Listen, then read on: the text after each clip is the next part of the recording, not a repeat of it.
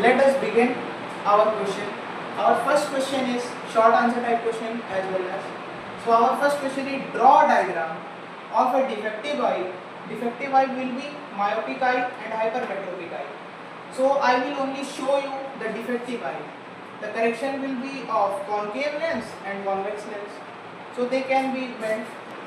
Myopic eye diagram will be like that. We will make an eye which can be seen as an eye. So I will make it for one more eye. Because I don't have that much to provide. So this is a myopic eye. This is an eye. In myopic eye, what we got? There is an object. Stand like a stick. And we can name it by our what should be our name? If it is an stick name, it can be Aditya or something. We will name as Aditya. If he is Aditya. Or we can make it more interesting by adding one more eye. So he will be. No, now is she. She is Aditya. Here is someone staring at Aditya. Aditya is just moving on straight, and she is far from this person. So now light rays will pass through Aditya and go to our better eye. So अब मैं कहना क्या चाहता हूँ इसमें, हिंदी थोड़ा comfortable होगा. हमारी आदित्य है, आदित्य जी है. उसके बाद वहाँ से उनके पास से एक लाइट रेज आती है. ये ब्लू कलर की लाइट रेज है. तो आदित्य जी के साथ परेशानी ये है कि इनके पास से लाइट रे पास हो रही है और इनको कोई स्ट्रेंजर देख रहा है दूर से. तो क्या है कि लाइट रेज पास हो रही है, स्ट्रेंजर भी देख रहा है, उसको मायोपिया भी परेशानी है, उसको मायोपिक आई है उसकी. तो अब क्या होगा, अगर वो आदित्य जी उनसे दूर हैं तो इमेज कैसे बनेगी? इमेज इनके रेटिना पे नहीं बनेगी और इमेज यही बन जाएगी बिफोर रेटिना. ये हमारा रेटिना है, यहाँ क्रॉस करना चाहिए. रेटिना पे पढ़नी चाहिए इमेज, बट ये बनेगी बिफोर रेटिना इस प्लेस पे. और इसको हम लोग इमेज को आई से नाम दे देते हैं. आई से मतलब ये इमेज यहाँ पे बनेगी और आदित्य जी उसको ब्लर दिखेंगे, इसको दिखेंगे. इसका करेक्शन क्या होता है गाइस? इसका करेक्शन ये होता है इफ अगर इसी के सामने हम लोग एक कॉन्केव लेंस लगा दें. कॉन्केव लेंस लगाने से क्या होगा ना, यहाँ से इमेजनरी बनेगी, यहाँ से इमेजनरी बनेगी और इमेजनरी होके वो रेटिना पे पड़ जाएगी. अगर इसका करेक्शन है गाइस, रेटिना पे पड़ के इस जगह प्रोसेस करेगी, फिर इमेज यहाँ बनेगी. लेकिन अभी जैसा है आदित्य जी दूर में, उसकी मायोपिक आई है. हमें सिर्फ डायग्राम पूछा है मायोपिक आई का. आपको बनाना है पहले एग्जाम में नॉर्मल आई. पहले आपको नॉर्मल आई ऐसे बना लेनी है. नॉर्मल आई पहले आप ऐसे बना लेंगे, बिकॉज एग्जामिनर देखता है कि आप क्या बना रहे हैं. उसके बाद आप किसी को भी ले लेंगे. इसकी मेहनत की जरूरी नहीं है, कोई भी चलेंगे. उसके बाद आपको ऐसे बना देना है. ये है नॉर्मल आई. तो आपका रेटिना अगर इस जगह है, if your retina is that point, आपका रेटिना यहाँ पे है, तो ये इमेज यहाँ पे प्रोसेस करके यहाँ क्रॉस सेक्शन हो जाएगा, यही बन जाएगी. तो ये आपकी नॉर्मल आई हो गई. ये हो गई आपकी मायोपिक आई. ये है आपकी मायोपिक आई और ये है आपकी नॉर्मल आई. यही फर्क होता है नॉर्मल आई और मायोपिक आई. अब हम लोग चलते हैं हाइपरमेट्रोपिक आई. हाइपरमेट्रोपिक आई में कैसे होगा? और ये सब गाइस सब इंपॉर्टेंट क्वेश्चन है, पिछले 5 साल के बोर्ड एग्जाम के और सर्विसेज में भी आते हैं. ये तो नहीं आएगा, बट न्यूमेरिकल जो है, अभी न्यूमेरिकल है मेरा लास्ट क्वेश्चन से पहले 5th क्वेश्चन है गाइस, वो न्यूमेरिकल आता है. तो अब इरेज कर देता हूँ इसको. अगले पे चलते हैं, हाइपरमेट्रोपिक आई पे चलते हैं.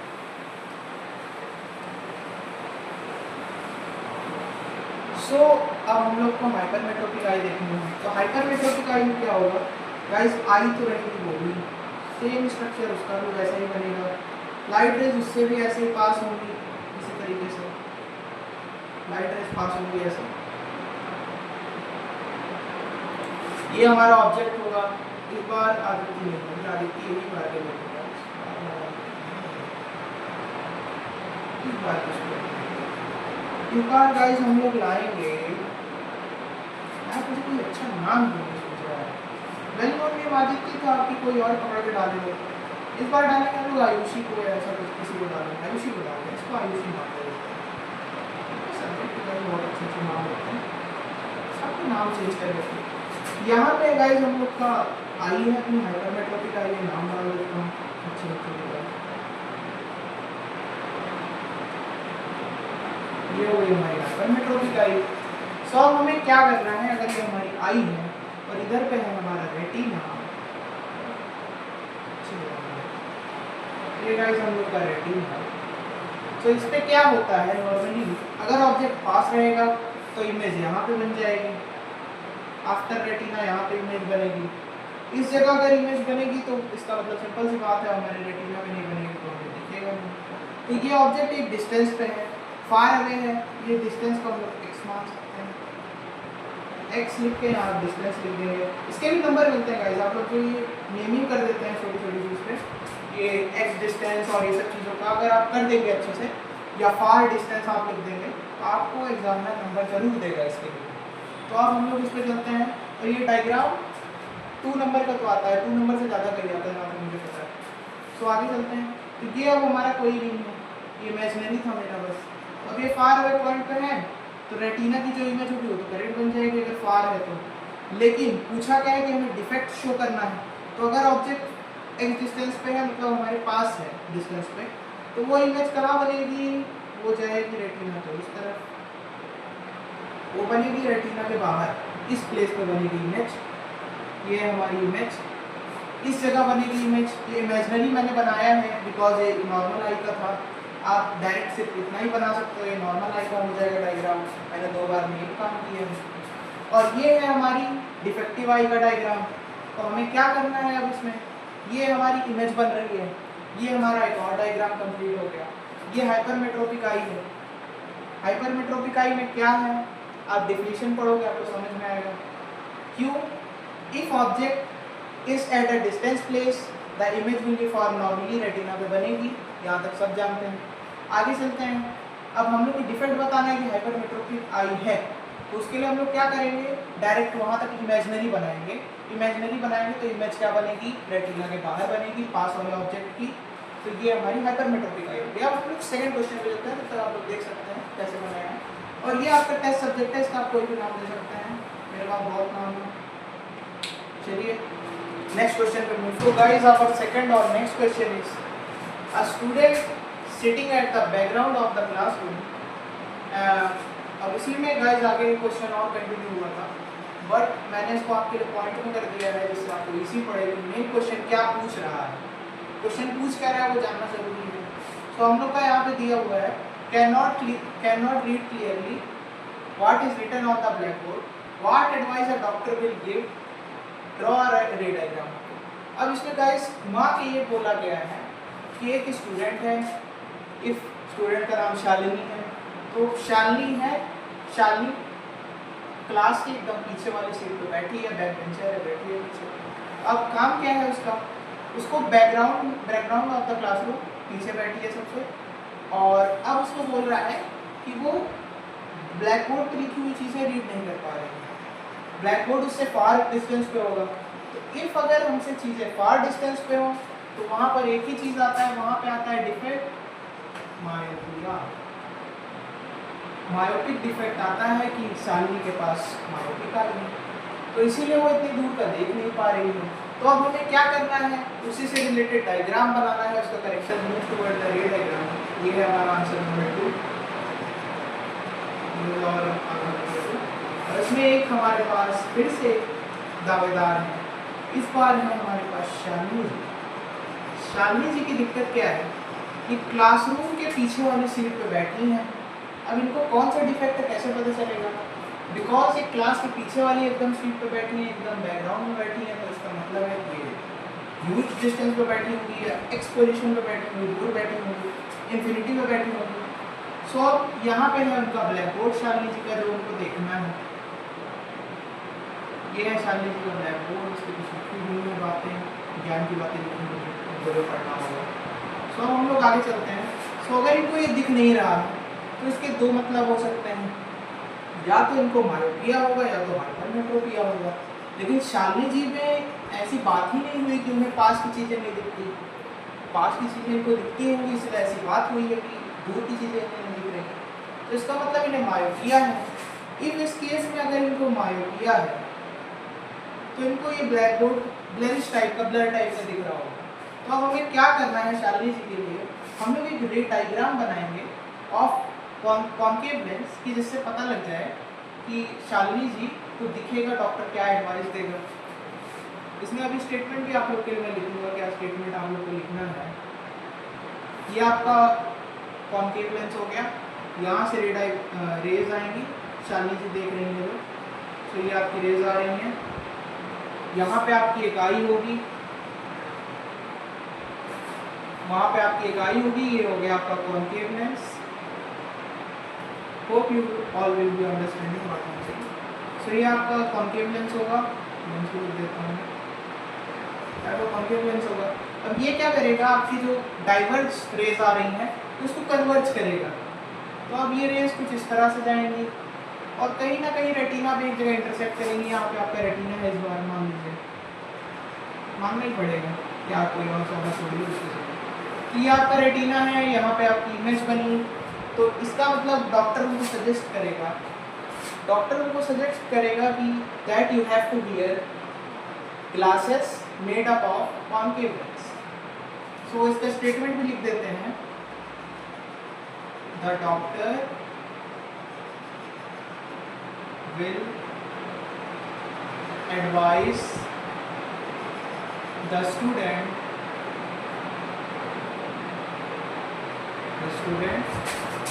to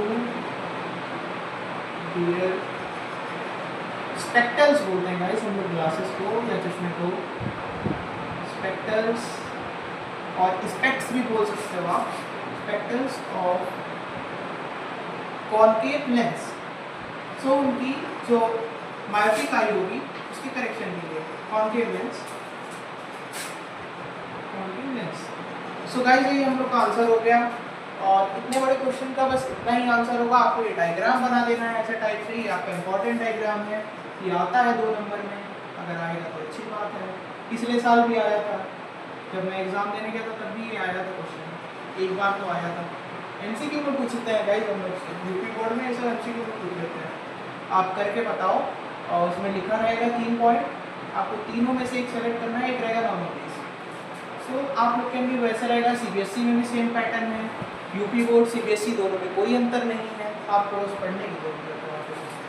तो ये हो गया आपका कॉन्केव लेंस, आपका ये क्वेश्चन खत्म हो चुका है। थर्ड क्वेश्चन पे आते हैं, how are we able to see nearby and distant object. हम लोग कैसे पास के और दूर के ऑब्जेक्ट देखने के लिए एबल होते हैं और कैसे देखते हैं।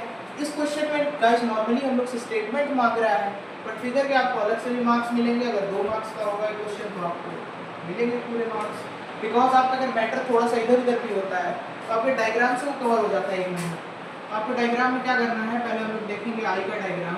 यहाँ पे गाइस ये सिलेरी मसल्स में जो मैंने थोड़ी डार्क बोल्ड बनाई है, फिर इसी के ऊपर से ये आई होगी ऐसे करके। ये आई इस क्रिस्टलिन लेंस को होल्ड करके रखी है, ये हमारा जो लेंस होता है उसको क्रिस्टलिन लेंस बोलते हैं। यहाँ पे अगर हमारा ऑब्जेक्ट है, एक ऑब्जेक्ट है ये, एक ऑब्जेक्ट है ये, एक का नाम है पुनीत, एक का नाम है आदित्य या अमित। तो अगर हम लोग इसको पुनीत लिख लें, इसका नाम पुनीत लिख लें, इसका नाम लिख लें अमित, और ये हमारा कोई डिस्टेंट वॉचर है, इसका कोई भी नाम लिख सकते हैं, एक्स पर्सन या अननोन पर्सन। तो ये अननोन पर्सन दोनों की हरकतें देख रहा है, अमित और आदित्य की। सो पुनीत मतलब पुनीत और अमित ये 2 हैं। सो ये अमित पुनीत जो है ये इससे हाई डिस्टेंस पे है, तो इसको क्या करना होगा एक्स पर्सन को, इसका जो सिलेरी मसल्स होगी इसको ऐसे बेंड करेंगी, बिकॉज उसको देखना है, दूर के ऑब्जेक्ट देखना है, तो उस पर प्रेशर डालेंगे तो उसका जो कवरेज एरिया होगा कम हो जाएगा, तो वो आराम से पुनीत को देख सकेगा, ब्लर नहीं दिखेगा पुनीत उसको। तो ये इसी तरह यहाँ से लाइट रह जाएगी इसके हेड से और यहाँ जाके फिर ऐसे जाके रेटिना पे मिल जाएंगी। बिकॉज अगर नहीं है और अगर ये नहीं करता है उसको शिफ्ट, तो ऐसा होगा कि ये यहीं बन जाएगी इमेज पुनीत की, तो देख नहीं पाएगा, रेटिना है यहाँ पे। सो रेटिना ये रहा। तो आपको 2 एग्जाम्पल नहीं लेने, आपको एक ही एग्जाम्पल लेना है, आपको तो समझा रहा हूँ बस। अगर अमित है तो अमित भी ऐसे जाएगी, उसकी भी रेंज उसके हेड से, उसका हेड है। तो उसकी भी ऐसे ही कन्वर्ज होंगी, बिकॉज वो लेंस फिर अपने आप को अनफोल्ड करेगा, फिर वो ऐसे सीधा हो जाएगा, सिलियरी मसल्स। और ये मसल्स होती हैं सबसे ज़्यादा फ्लेक्सिबल मसल्स होती हैं, तो ये लेंस को एक बार ऐसे करती हैं, कर्व करती हैं, उसके बाद उसको सीधा भी करती हैं, जिससे, और इसी को हम लोग बोलते हैं फोकल लेंथ एडजस्ट करना, या एकोमोडेशन ऑफ लाइट भी बोलते हैं, इसी से होता है। तो इसमें हम लोग बोलेंगे ड्यू टू, इसका जो मैटर है guys, due to accommodation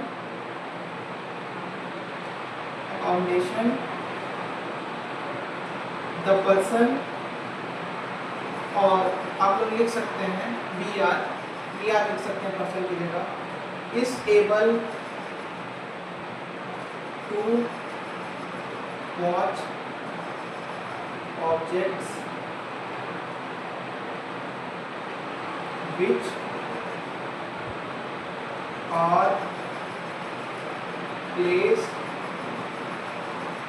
which are placed nearby or distant, placed on nearby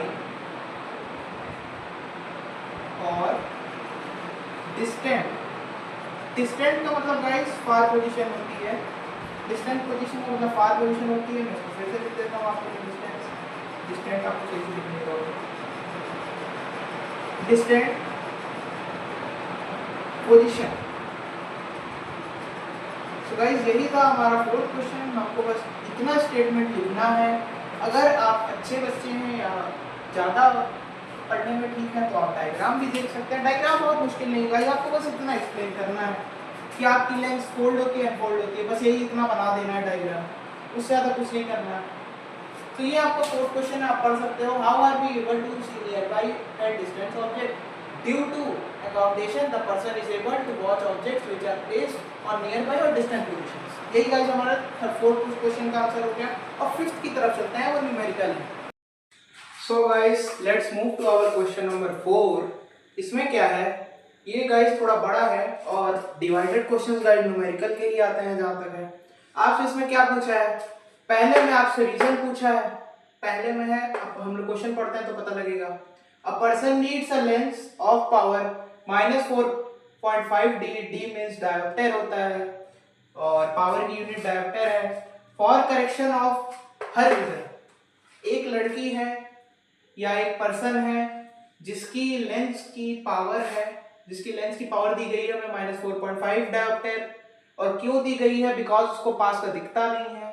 सो इसका मतलब ये हो सकता है कि या तो उसको मायोपिया होगा बिकॉज उसको पास का नहीं दिखता है, दूर की बात मेंशन नहीं की गई है। So she has myopia. इसका मतलब पहला क्वेश्चन क्या है, what kind of defect she is suffering from, उसको कौन से डिफेक्ट है या कौन से डिफेक्ट से वो सफरिंग कर रही है। तो हम लोग का पहला ही आंसर हो जाएगा इसमें मायोपिया, बिकॉज इस क्वेश्चन में पूरे में कहीं बात ही नहीं की गई है कि वो पास का देखती है या दूर का, सिर्फ डिफेक्ट पूछा गया है। और एल्स कहा गया है कि अगर उसके पावर -4.5 में है तो माइनस की पावर होती है गाइस, वो मायोपिया की होती है। सो मायोपिया है इसको। पहले का आंसर तो गाइस ऐसे ही आ गया, क्वेश्चन में ही आंसर था। आपने माइनस देखा, माइनस मींस मायोपिया होता है, मायोपिया की पावर हमेशा माइनस में आएगी। और अगर यहाँ प्लस रहता है बाय द वे, तो प्लस का मतलब होता है गाइस हाइपरमेट्रोपिया। क्यों हाइपरमेट्रोपिया होता है, बिकॉज हाइपरमेट्रोपिया इसलिए होता है क्योंकि अगर प्लस रहेगी तो आदमी को दूर का देखना है, इसलिए हाइपरमेट्रोपिया है। आदमी को अगर पास का देखना होगा, जूम देखना होगा, तो प्लस में ही तो लेगा ना। अगर किसी को दूर का पास में देखना हो, मतलब मान लीजिए अगर ये ए है, ये ए है, इसको अगर दूर का देखना है, ये बी यहाँ पे है, अगर बी को इस जगह इमेजिन करना है, इस पॉइंट पे बी डैश की पोजीशन पे, तो ये बी की एक्चुअल पोजीशन तो 6 है ना। अगर 6 है और यहाँ 1 है, या इसको आप 0 मान सकते हैं बिकॉज 0 से स्टार्टिंग होगी। तो अगर 0 से स्टार्ट हुआ है, उसकी पोजीशन 6 है, और बी को ये देखना चाह रहा है 3 में, एक सेकंड, अगर ये बी को 3 में देखना चाहता है तो 3 में देखने का मतलब हुआ गाइस कि वो 3 माइनस आएगा इससे, यहाँ पे 3 - 6 होगा तभी तो वो 3 तक पहुंचेगा। तो इसका मतलब गाइस ये छोटा सा एग्जांपल था समझाने के लिए, इसीलिए मायोपिया होगा यहाँ पे माइनस है इसलिए। पहला रीजन हम लोग का कंफर्म हो चुका है। दूसरे पे आते हैं, what is the focal length of the corrected lens. Corrected lens की फोकल लेंथ क्या हो सकती है या क्या होगी। तो हम लोग को यहाँ पे guys as question is describing, पहले का आंसर मायोपिया था, दूसरा भी मैंने मिटा दिया है क्वेश्चन। दूसरे क्वेश्चन पे आते हैं हम लोग को निकालना है फोकल लेंथ इसकी। क्या निकालना है हम लोग को, फोकल लेंथ ही निकालना है बस। फोकल लेंथ निकालना कितना मुश्किल है, हम लोगों ने फॉर्मूला पढ़ा होगा इसका फॉर्मूला। अब नॉर्मल सी बात है, फॉर्मूला सबको पता रहना चाहिए, विदाउट फॉर्मूला कुछ नहीं हो सकता। फॉर्मूला उसका है P = 1/f। f का मतलब फोकल लेंथ होगा, P का मतलब पावर होगा। तो हम लोग को यहाँ पे क्या निकालना है गाइस, हम लोग को निकालना है फोकल लेंथ। पावर हम लोग को दी गई है -4.5 डायोप्टर, बोलो हाँ। पावर हम लोग को दिया गया है, ये गिवन लिख रहा हूँ गाइस मैं, गिवन लिखना जरूरी है, गिवन लिखा करिए। ये हो गया P की वैल्यू 4.5। अब हम लोग को क्या करना है, अब आई F की बारी। F की हमें वैल्यू निकालनी है। तो अगर हम लोग P को यहाँ F को यहाँ भेज दें और P को यहाँ भेज दें तो क्या ये होगा, बिल्कुल होगा। तो अगर हम लोग यहाँ पे ले लिया जाए तो अब ये हो जाएगा F = ये 1 है, ये मीटर में है। तो अगर ये 1 मीटर में है और वो -4.5 दिया गया है तो हम लोग क्या करेंगे, 1/-4.5 मीटर रख देंगे, या ऐसे यहाँ कोई वैल्यू नहीं रखेंगे, मीटर तो हमें लगाना ही है, ये 1 मीटर में है। तो अब 1 से अगर 4.5 को काटा जाए तो क्या, मतलब 4.5 से अगर 1 को डिवाइड किया जाए क्या आएगा। तो यहाँ आंसर संभवतः क्या आएगा, 0.22 मीटर आएगा, वो भी माइनस में आएगा। कैसे आएगा मैं बताता हूँ। ये 1 है अपना, यहाँ है 4.5 से कटेगा तो नहीं पहली बात, तो हम लोग यहाँ से एक हटा देंगे 0, यहाँ एक 0 आ जाएगा अपना। उसके बाद ये 45 हो गया, अभी भी नहीं कटेगा, तो इज इक्वल टू लगाते हैं, यहाँ एक पॉइंट देते हैं, पहले 0 देते हैं, पॉइंट दिया हम लोगों ने, एक 0 और ऐड होगा, 45 × 2 = 90, यहाँ 2 हुआ, फिर कितना हुआ, 10 ही बचा, फिर एक पॉइंट की वजह से एक और 0, फिर 100 होगा, फिर ये 2 आ जाएगा, 22 मीटर आ गया माइनस का, और यहाँ नीचे माइनस है तो माइनस आ जाएगा। तो -0.22 मीटर इसकी फोकल लेंथ आ जाएगी, और आपका F = 0.22 मीटर माइनस का आ जाएगा। यही आ गया आपका क्वेश्चन सेकंड की वैल्यू है फोकल लेंथ की। तो अब हम लोग अपने क्वेश्चन 3 में आते हैं, इसका करेक्शन क्या होगा, इसका करेक्शन क्या हो सकता है।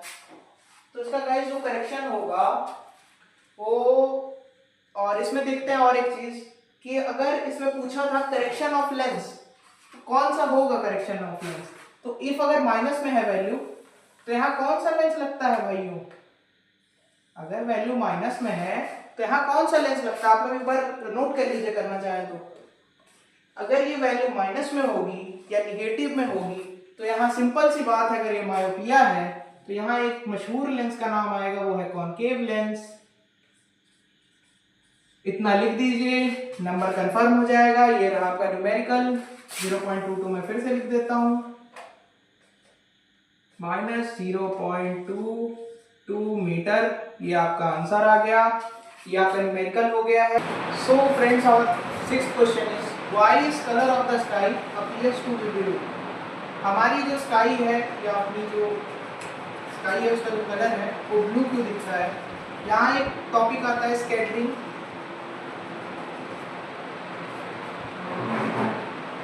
स्कैटरिंग से मेरा मतलब है स्कैटरिंग ऑफ लाइट, वही स्कैटरिंग ऑफ लाइट का ही पार्ट है।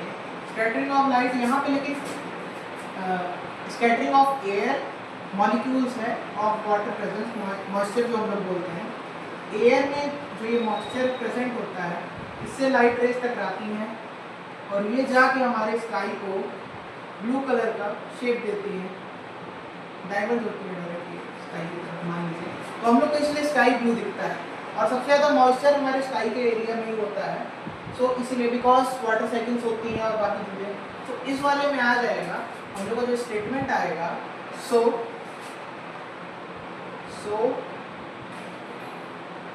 The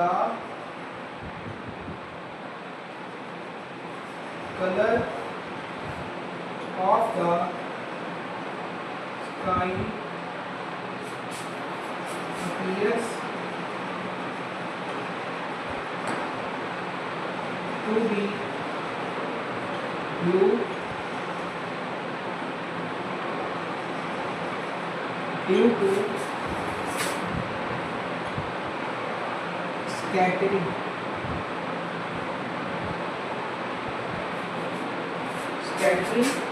of water molecules. Water के जो मॉलिक्यूल्स होंगे गाइस वो हम लोग एयर में होंगे, तो इसीलिए present in air, present in air. Guys ये हम लोग का आंसर हो गया। क्या है हम लोग का आंसर? ये स्टेटमेंट हम लोग बोल सकते हैं, so the color of the sky appears to be blue due to scattering of water molecules present in air। तो हम लोग का ये क्वेश्चन भी हो चुका है। सिक्स क्वेश्चन अब एक लॉन्ग देखेंगे, उसके बाद वीडियो एंड करेंगे। ऐड है, फर्स्ट वीडियो ही है, तो स्टार्टिंग में ही मैंने बताया है स्ट्रक्चर उसका कैसे है। तो स्ट्रक्चर मैं यहाँ भी बता देता हूँ। आपको क्या करना है, आपको पहले सबसे आई बना लेनी है, बिकॉज इसमें डायग्राम मेन है इस वाली वीडियो। तो ये आपकी आई है। अब आपको क्या बोल रहा है कि हम लोग कैसे नियर और फार ऑब्जेक्ट्स देख सकते हैं।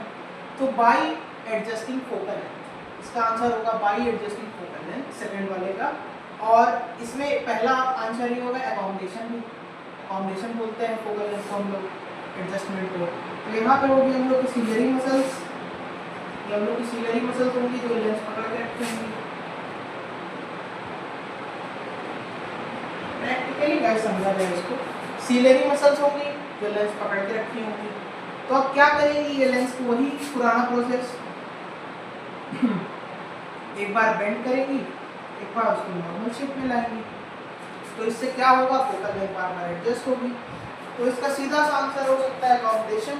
हम लोग स्टेटमेंट लिखना चाहें तो आप लोग इतने स्मार्ट हैं कि स्टेटमेंट लिख सकते हैं, लेकिन मैं लिख देता हूँ आप लोग के लिए, अगर आप लोग चाहते हैं तो यहाँ ऊपर मुझे बताइए नीचे लिख दो।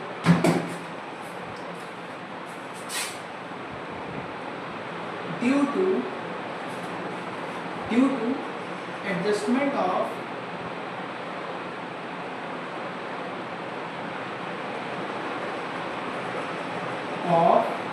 focal length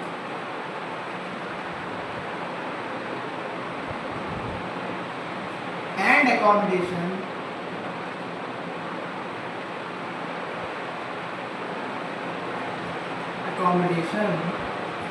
of light, we will be able to see objects। आपको अगर बड़ा करना है, ये तरीका होता है, आप जो वर्ड है उसको पहले लिखिए, उसके बाद फिर विच आर प्लेस, उसके बाद जोड़ दीजिए। यही चीज़ है, थोड़ा थोड़ा बड़ा करने के लिए लॉन्ग आंसर नहीं होता है। Which are placed at a distance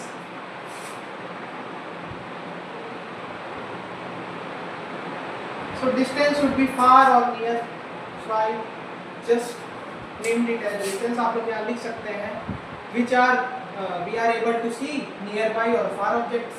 तो यही आपका इतना स्टेटमेंट हो गया, यही आपका मेन मैटर है, यही आपकी मसल्स है जिसकी वजह से हम लोग देख सकते हैं। बिकॉज जब यहाँ से लाइट रेज आएंगी आपकी, तो आपको क्या करना होगा, अगर लाइट रेज यहाँ से आ रही हैं तो आप लोग का क्या, आप तो कुछ नहीं कर सकते, आप अपनी बॉडी को थोड़ी ट्रांसफर करेंगे। तो आपकी आई जो होगी वो आपके लेंस को एक बार इस शेप में लाएगी, एक बार स्ट्रेट करेगी, फिर इस शेप में लाएगी। तो जिसमें उसका एडजस्टमेंट होता है वही उसकी फोकल लेंथ हो जाएगी। और फोकल लेंथ की यूनिट क्या होती है, यूनिट जो होती है गाइस, सब चीज़ जान लेते हैं। हम ये लास्ट क्वेश्चन है तो इसमें सब चीज़ जानते हैं चलेंगे। फोकल लेंथ की यूनिट होती है गाइस डायोप्टर। फोकल लेंथ को हम लोग डी से रिप्रेजेंट करते हैं, उसको डायोप्टर भी बोलते हैं। और ये सेकंड चैप्टर के सारे क्वेश्चंस का रिव्यू था और बहुत इजी थे, मैंने पिक किए थे सब क्वेश्चन, इजी क्वेश्चंस, और थोड़े इसमें टफ भी हो गए और उसी पूरे चैप्टर को इसमें समझा दिया गया है। तो ये आपकी आई हो गई, ये आपकी लाइट रेज है, लाइट रेज लिख देता हूँ, ये आपकी लाइट रेज है। आपकी लाइट्रेज है, आपकी आई है, और ये आपकी सिलेरी मसल्स है जो इसको एडजस्ट करती हैं। ये आपका क्रिस्टलिन लेंस है। मैं आई का स्ट्रक्चर भी आप लोग के लिए बना देता हूँ। ये है आपका क्रिस्टलिन लेंस। यहाँ आगे में आपका जो फर्स्ट लेयर होगी इसको कॉर्निया बोलेंगे हम लोग, बिकॉज उसमें स्ट्रक्चर भी तो पूछा था ना, मैं तो स्ट्रक्चर भी बना देता हूँ। यही यहाँ पे स्मॉल सा होल होगा आपकी आई की, जो हम लोग पुतली बोलते हैं हिंदी में, तो इसको हम लोग बोलेंगे प्यूपिल। तो काला सा एकदम एरिया होगा उसको प्यूपिल बोलेंगे। उसके नीचे जो कलर्ड एरिया होगा इसी के प्यूपिल के ऊपर, इसको आइरिस बोलेंगे। आप लोग थोड़ा डायग्राम अच्छे से बनाना, मैं नोट बना रहा हूँ। इसको आइरिस बोलेंगे। प्रीवियस वीडियो मैंने अच्छे से बनाया इसे, उसमें कलर भी किया है थोड़ा सा, तो इसको आइरिस बोलेंगे। यहाँ पे होगा आपका रेटिना, इसको रेटिना बोलेंगे। यहाँ पे आपका विट्रस ह्यूमर भरा होगा टोटल आई में, इसको विट्रस ह्यूमर बोलेंगे।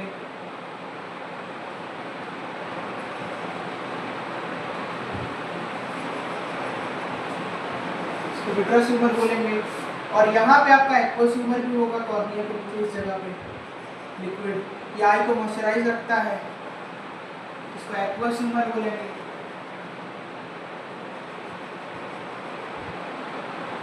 गाइस जो था इतना ही था, इतने स्ट्रक्चर में तो आपको पता नहीं कितने नंबर मिल जाएंगे, जितना मैंने बता दिया, धीरे धीरे करके सभी बता दिए। तो guys thank you for watching, love you all, और लाइक एंड सब्सक्राइब कर देना भाइयों, जो भी देख रहे हैं, जहाँ से देख रहे हैं, एक कमेंट कर दीजिएगा आपको कैसी लगी वीडियो, या आपका कोई क्वेश्चन इसमें रह गया हो, मुझसे भी गलती हो सकती है, तो अपने क्वेश्चन बता दीजिएगा जो रह गया हो, मैं उसको ऐड कर दूँगा, नेक्स्ट वीडियो उसके ऊपर बना दूँगा। चलिए थैंक यू, एंड करते हैं, एंड सब्सक्राइब द चैनल, फिर मिलेंगे आपसे नेक्स्ट वीडियो में।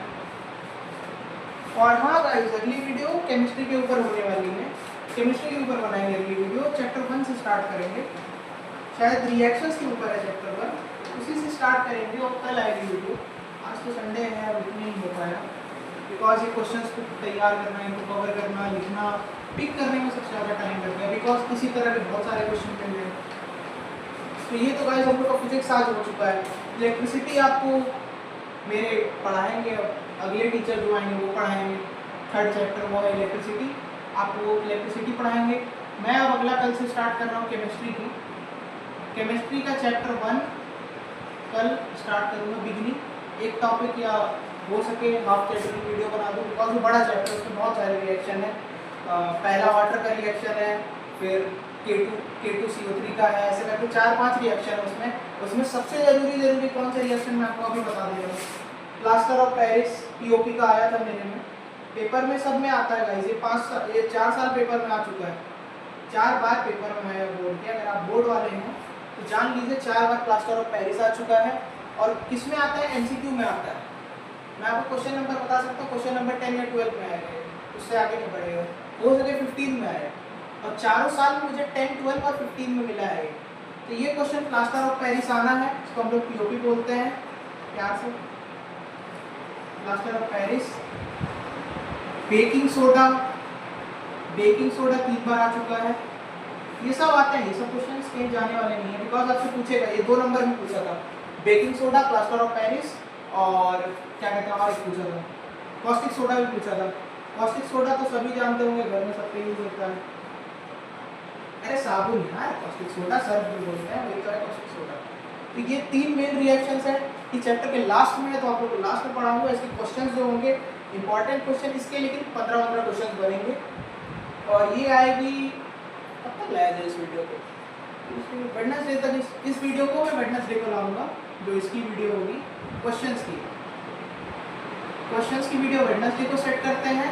कल है मंडे, या हम लोग ट्यूसडे को भी कर सकते हैं, ट्यूसडे वेडनेसडे, तो मे भी ट्यूसडे में कर दूंगा इसको। चैप्टर में 1 दिन तो लगेगा गाइस, 1 दिन तो लगेगा ही। सो मंडे अपना जाएगा इसके चैप्टर पे, केमिस्ट्री के चैप्टर 1 पे, उसके बाद फिर ये सब के ऊपर बेस्ड क्वेश्चंस ले आऊँगा, पढ़ाऊँगा तो ये सब है ऑब्वियसली। सो देखते हैं फिर, थैंक यू फॉर वॉचिंग, मिलते हैं आप कल।